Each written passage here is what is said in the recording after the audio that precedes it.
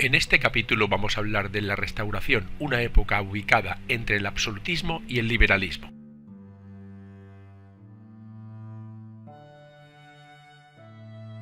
Y empezaremos analizando la Restauración propiamente dicha.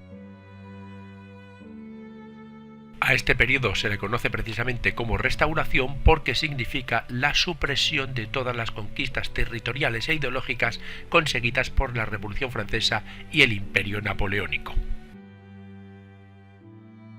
Su origen está en el Congreso de Viena, cuyo objetivo era luchar contra la ideología que provocó la caída del antiguo régimen y contra el ordenamiento político impuesto por Napoleón Bonaparte en Europa. El Congreso se celebró en Viena entre 1814 y 1815. Los implicados fueron los enemigos de Napoleón y la Francia revolucionaria, es decir, Inglaterra, Rusia, Prusia y Austria. Y se basó en dos principios. El primero, el monárquico de legitimidad, es decir, la restauración de los gobiernos absolutistas. Y el segundo fue el de equilibrio de poder en Europa, es decir, evitar que haya unas naciones más poderosas en Europa que otras. Y su finalidad última era delimitar nuevamente las fronteras que habían cambiado con la Revolución Francesa y el Imperio Napoleónico. Como hemos dicho antes, tenían un objetivo múltiple. El primero era poner fin a la expansión de las ideas liberales, estableciendo nuevamente los valores ideológicos de la Restauración, que son la legitimidad de los monarcas absolutos, la negación de la soberanía nacional, el equilibrio entre las grandes potencias y el derecho de intervención en los países extranjeros. Vamos, que lo que querían era restaurar el absolutismo reponiendo a los monarcas. Y para ello remodelaron Europa dividiéndola entre las cuatro potencias ganadoras sin tener en cuenta las aspiraciones de los pueblos.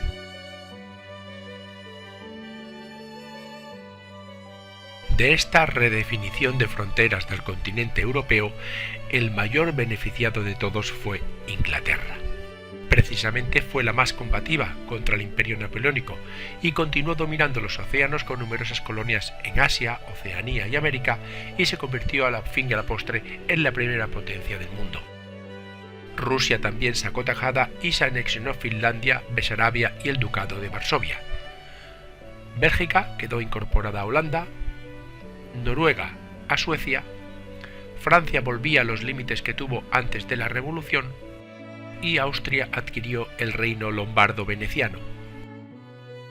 Las cinco grandes potencias resultantes fueron Rusia, Austria, Prusia, Francia y el Reino Unido.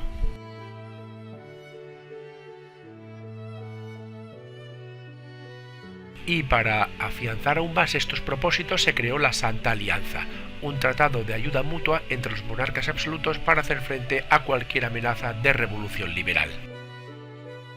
En resumen, la Santa Alianza fue un instrumento más para afianzar el poder monárquico absolutista previo a la Revolución Francesa. Los estados fundadores fueron Rusia, Prusia, Austria, se originó en 1815 en París y los objetivos eran contener el liberalismo, el secularismo y por tanto mantener la Restauración. Y ahora vamos a hablar de todas las revoluciones que hubo en esta primera mitad del siglo XIX. Pero no se podía evitar lo inevitable. El Congreso de Viena no respetó ni las aspiraciones nacionales de algunos pueblos ni los principios liberales de la Revolución Francesa. Por tanto, a partir de 1815, liberalismo y nacionalismo se convirtieron en dos fuerzas de oposición que impulsaron las oleadas revolucionarias de 1820, 1830 y 1848. Esta serie de oleadas revolucionarias, que se iniciaron con el ocaso del Imperio Napoleónico, acabaron con la Europa de la Restauración y con el absolutismo monárquico.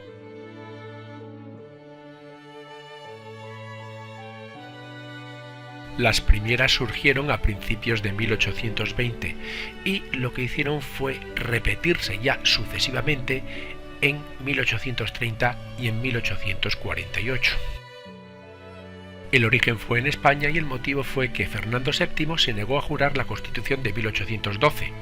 Los militares españoles eran en su gran mayoría liberales y empezaron a ser reprimidos después de una serie de pronunciamientos que habían realizado entre 1816 y 1820.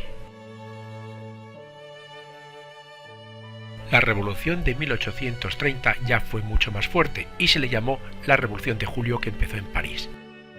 La consecuencia principal fue la entronización de Luis Felipe de Orleans y el derrocamiento del monarca absolutista Carlos X. Esta revolución se extendió por toda Europa, por ejemplo en Bélgica, que obtuvo así la independencia frente a Holanda, en Alemania e Italia, donde se identifica con movimientos de tipo nacionalista unificador, o por ejemplo en Polonia y en el Imperio Austriaco, que por el contrario se identifica con movimientos nacionalistas disgregadores. Los objetivos a conseguir por parte de los revolucionarios fueron sustituir el absolutismo por sistemas liberales, conseguir la soberanía nacional, el sufragio universal y también promulgar una constitución donde la burguesía detentaba el poder.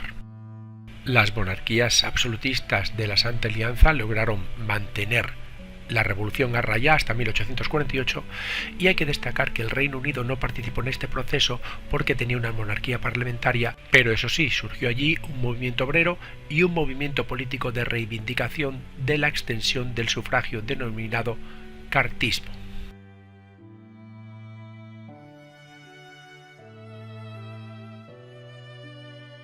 La tercera gran oleada surgió en 1848 y a esta se le llama también la Primavera de los Pueblos.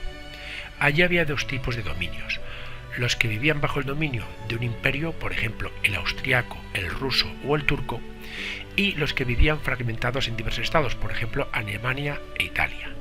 Unos se querían separar y otros se querían unir. Además, el surgimiento del liberalismo fue acompañado de la expansión del nacionalismo, que defendía a una Europa de las naciones libres frente a los imperios absolutistas. Hubo dos acontecimientos que avivaron las revoluciones del 48. El primero fue la plaga de la patata, ya que en Europa se perdieron todas las cosechas de este tubérculo, especialmente en Irlanda, donde ocurrió la gran hambruna irlandesa. Además, coincidió con la carestía general en Francia en 1847, al igual que en otros países de Europa, y esto originó graves conflictos internos y una oleada migratoria. Si a todo esto le unimos la crisis del comercio y la industria en Inglaterra, la quiebra de los grandes comerciantes de productos coloniales, la crisis que afectó a los bancos agrarios ingleses y la crisis en general que también afectó a la industria inglesa, tenemos la chispa que desencadenará las revoluciones de 1848 por todo el continente europeo. En Francia, el levantamiento popular proclamó la Segunda República con toda una serie de cambios radicales. Por su parte, en la Confederación Germánica, Hungría, Bohemia y norte de Italia hubo unos levantamientos nacionalistas. En el Imperio Austriaco la revolución tuvo más bien un carácter liberal porque no existía la burguesía, y en el Imperio Ruso y sus territorios dependientes las revoluciones influyeron poderosamente en las posteriores ideas obreras del siglo XIX. Pero el éxito de las mismas fue muy breve, ya que todas fueron aplastadas o reconducidas a unas políticas de tipo conservador, pero su trascendencia histórica fue totalmente decisiva. El antiguo régimen tenía que cambiar o morir.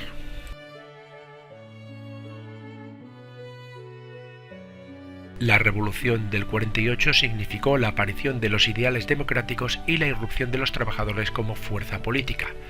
Los demócratas se identificaban con los preceptos básicos del liberalismo, pero frente al concepto de soberanía nacional que proponía el sufragio censitario, defendían el principio de soberanía popular, que otorgaba el derecho a todos los hombres a votar independientemente de su riqueza. También proponían la ampliación de los derechos colectivos, reconociendo el derecho de reunión y el de asociación.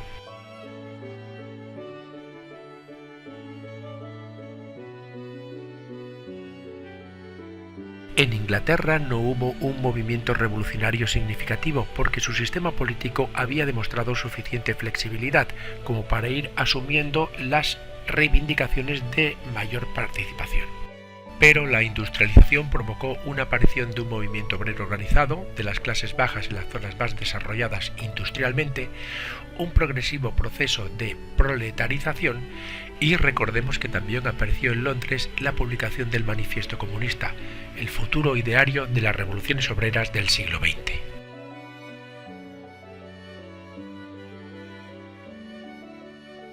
Y ahora vamos a comentar las consecuencias de todo este siglo revolucionario. El nacionalismo defiende el derecho de las naciones a ejercer su soberanía y a crear su propio Estado, y sostiene la idea de hacer coincidir el Estado con la nación, es decir, reagrupar en el interior de unas fronteras a los miembros de una misma comunidad nacional. Esto provocó la creación de nuevos estados en Europa.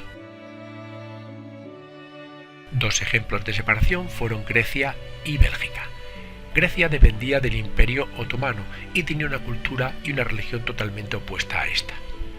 Las clases populares además estaban realmente marginadas y sometidas a fuertes impuestos, y esto hizo que en 1822 los griegos proclamaran su independencia, que evidentemente no fue reconocida por los turcos y se inició la guerra. Los liberales europeos apoyaron a Grecia interviniendo Reino Unido y Francia militarmente, y esto hizo que en 1829 el Imperio Otomano reconociese la independencia griega y ya en 1830 entró en vigor dicha independencia. El Congreso de Viena unió a Bélgica con Holanda, creando así el Reino de los Países Bajos, pero en 1830 una revolución de carácter liberal hizo que Bélgica se pudiese independizar de Holanda después de un conflicto armado.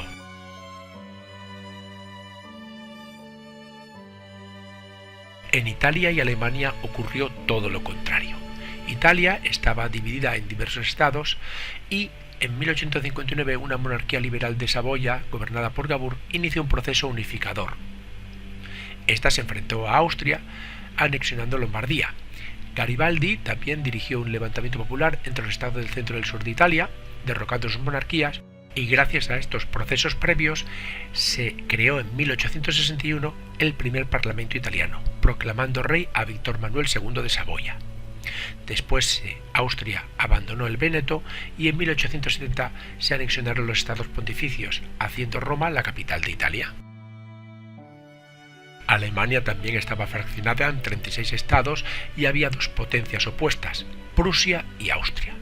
Prusia dio el primer paso creando una unión aduanera, y luego ya Guillermo I en 1860 accedió al trono y nombró a Otto von Bismarck, que fue realmente el impulsor de la Unión Alemana, mediante una política exterior muy agresiva, declarando la guerra a varios países. Sus victorias unieron a toda Alemania bajo el cetro de Prusia y en 1871 se proclamó el Segundo Imperio Alemán y Guillermo I fue el emperador. Y esto ha sido todo. Muchas gracias por escucharme y espero que te haya servido de ayuda. Para más información, entra en youcan.com.